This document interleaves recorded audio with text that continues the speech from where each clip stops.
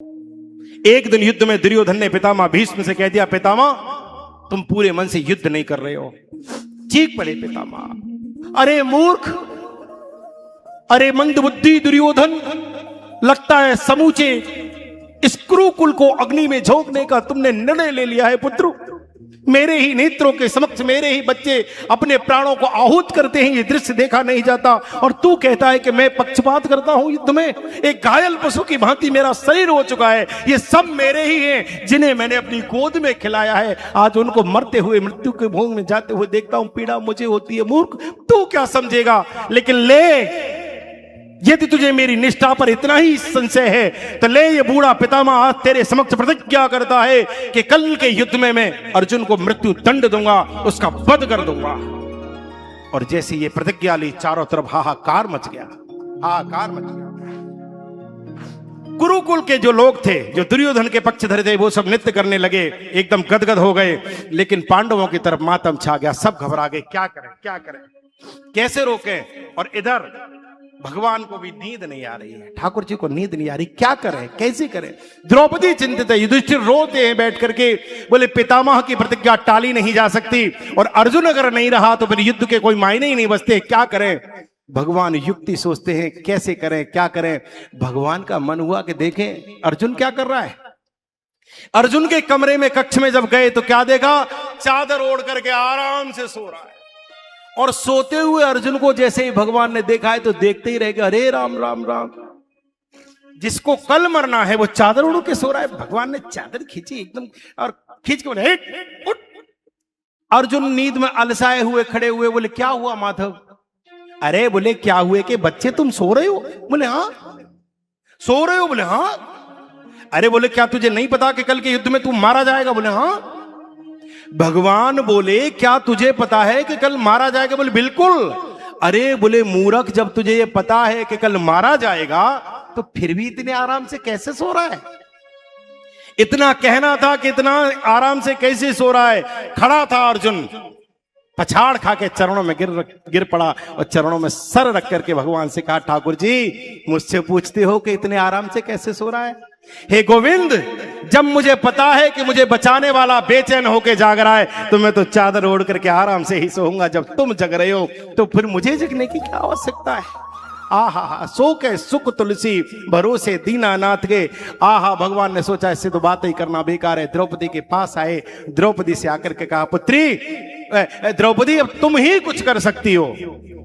द्रौपदी कहती, गोविंद मैं क्या कर सकती हूँ? न मैं युद्ध में जा सकती हूँ, न कोई रोक सकती हूँ, न पितामह को परास्त कर सकती। बोले कुछ नहीं करना, देख भौर होने वाली है, जल्दी चल मेरे साथ।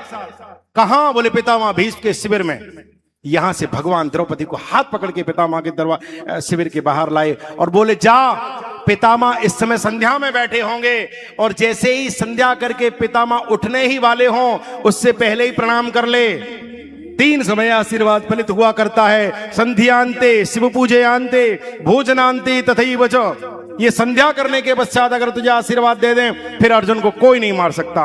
इधर संध्या पूर्ण करने के बाद नेत्र खुलने ही वाले थे, तब तक दूर बैठी द्रौपदी सर रख के जमीन पर कहती है, पितामह आपकी कुलवधू आपके चरणों में प्रणाम करती है।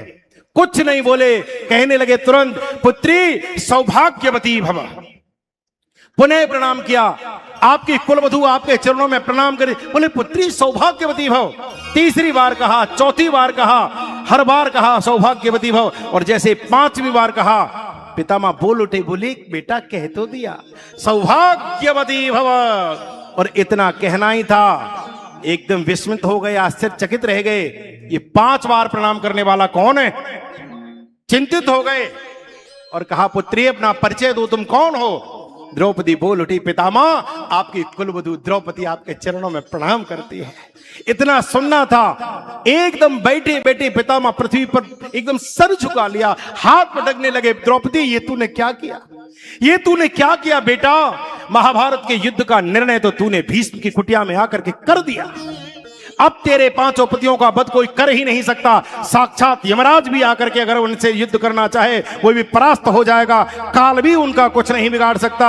आज तूने मेरी प्रतिज्ञा और मेरे आशीर्वाद को एक साथ ला करके खड़ा कर दिया। तू अकेली तो नहीं आ सकती, तू अकेली नहीं आ सकती, बता तेरे साथ कौन आया है? डरी हुई द्रौपदी बोली, पितामह वो गोविंद। बोले मैं समझ गया, ये चली आई कुछ न कुछ करा, ये लेके आया, अब तुझसे बाद में बाहर निकल के आए। पीपल के पेड़ के नीचे आहा द्वारकाधीश मेरे ठाकुर ऐसे करके खड़े हुए हैं, पीतांबर लहलहा रहा है, काले काले घुंघराले भगवान के बाल हैं, बिंब फल जैसे अधर हैं, कमल जैसे जिनके नेत्र हैं, शंख जैसी जिनकी गर्दन है, चौड़ा जिनका वक्षस्थल है, अजान बाहु हैं, नील वर्ण मेघ के समान ठाकुर का स्वरूप है, पीतांबर लहलहा है बिजली के भांति, और भगवान पीपल के पेड़ के नीचे कमर लगा के पीपल के नीचे खड़े हैं, हरित से सुशोभित पीपल के पत्ते झूम रहे, नृत्य कर रहे हैं। आज हम धन्य हुए, ठाकुर का स्पर्श प्राप्त हो रहा है, मंद मंद सुगंध युक्त समीर बह रही है, सूर्य आकाश में आ चुका है, भगवान का दर्शन करके वो भी धन्य हो रहा है। और इतने में पितामह आकर के जब भगवान का दर्शन करते हैं तो देखते रहे, चरणों में बैठ करके प्रणाम करना चाहते थे, भगवान ने हृदय से लगा लिया। पितामह मुस्कुरा करके बोले, गोविंद, जिस अर्जुन को बचाने के लिए आप इस हद तक आ जाओ, उस अर्जुन को मेरे जैसे हजारों पितामह आ जाए वो भी मार नहीं सकते। तुमने बचा लिया, और जिसको तुम बचाओ उसे कौन मार सकता है। लेकिन गोविंद, ये तुमने ठीक नहीं किया, हमारी प्रतिज्ञा तोड़वा दी आपने, हमारी ही प्रतिज्ञा और हमारा आशीर्वाद आपने दोनों को सामने ला करके खड़ा कर दिया है, और विजय तो आशीर्वाद की ही होनी है। तुमने हमारी प्रतिज्ञा तोड़वा दी और क्षत्रिय की प्रतिज्ञा